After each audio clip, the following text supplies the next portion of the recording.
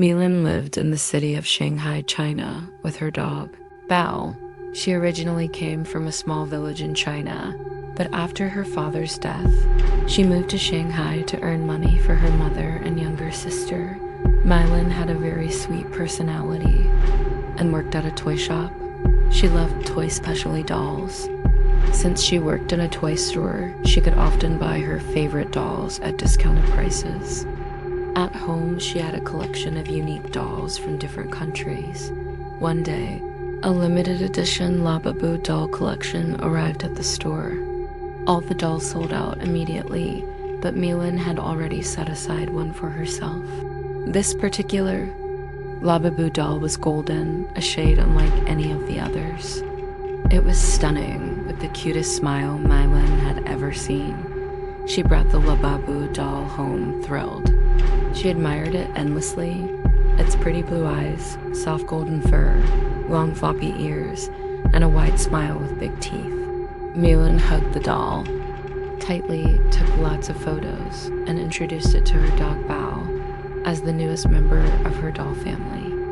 But while Bao usually wagged his tail happily around her dolls, this time he barked furiously and growled at the Labubu doll. Meilin thought, it's strange, but assumed Bao was just scared. She placed the doll on her shelf and went to sleep. That night, Baoho always slept beside her, stared at the doll intensely, and then ran out of the room. The next morning, before work, Bao barked loudly at the Labubu doll again. When Meilin was about to leave, Bao tugged at her jeans, trying to pull her back toward the shelf.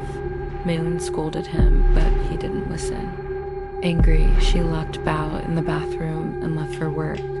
That day turned out to be the worst at her toy store. Sweet Meilin, who always treated customers kindly, suddenly lost her temper and screamed at one. Her boss scolded her harshly and fired her on the spot. Meilin didn't understand what had come over her. She went home crying and let Bao out of the bathroom. Seeing her tears, Bao calmed down and even had tears in his own eyes. That night, Meilin went to bed early. While sleeping, she heard laughter, strange laughter she had never heard before. In the dark corner of her room, someone was staring at her. When she got up, there was no one there, just the Labubu doll sitting where she had left it on the shelf. Later, she dreamed. In her room stood a terrifying beast with razor-sharp teeth, long claws sharper than its teeth, and a body covered in rotting red flesh. Slowly, it approached and reached to strangle her. Meilin screamed, but the creature only laughed louder before attacking her with its claws. She woke up in terror only to see the Labubu doll sitting on her chest. She screamed.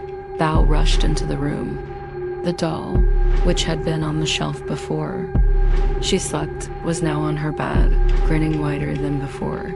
Before Meilin could react, Bao grabbed the doll in his jaws and tore it to pieces.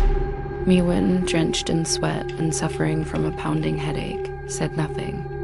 She threw the shredded doll in the trash and hugged Bao tightly as they went back to sleep. The next morning, her headache was worse, and small red rashes had appeared on her hands as if something had bitten her. Bao was missing.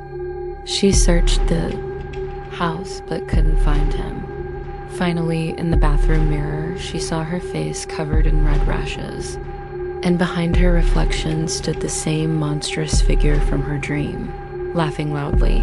When she turned, there was no monster, just the Labubu doll sitting on the bathroom shelf. But how? Bao had destroyed it. Now its sweet smile had twisted into a hideous grin. Terrified, Meilin ran outside calling for Bao but couldn't find him. When she returned inside, she froze. The Labubu doll was now sitting by the kitchen sink. Its hands and teeth were stained red. Under the sink lay Bao's lifeless body, torn apart and bleeding, as though savaged by some beast. Horrified, Meilin realized the Labubu doll wasn't ordinary. She searched the internet for information and found chilling. Reports people around the world had been haunted by their Labubu dolls. Victims lost jobs, fell ill, or suffered the deaths of loved ones. News articles claimed the dolls had attacked people, biting them and bringing misfortune. Meilin panicked. She set the doll on fire, placed its ashes in a jar, and threw it into a nearby river. That night, she told the whole story to her younger sister over the phone, relieved that she was finally free. But the next morning, Meilin's dead body was found in her home. And lying beside her was the same Labubu doll rescued by a friend who had once worked with her at the toy store. Now, rumors spread online that the Labubu doll is actually a cursed vessel for an evil dim Pazuzu. Some countries have banned Labubu dolls, and priests have performed exorcisms on them. What do you think? Friends, is the Labubu doll truly cursed? Does it really harbor a demon, or is it just superstition? Let us know in the comments.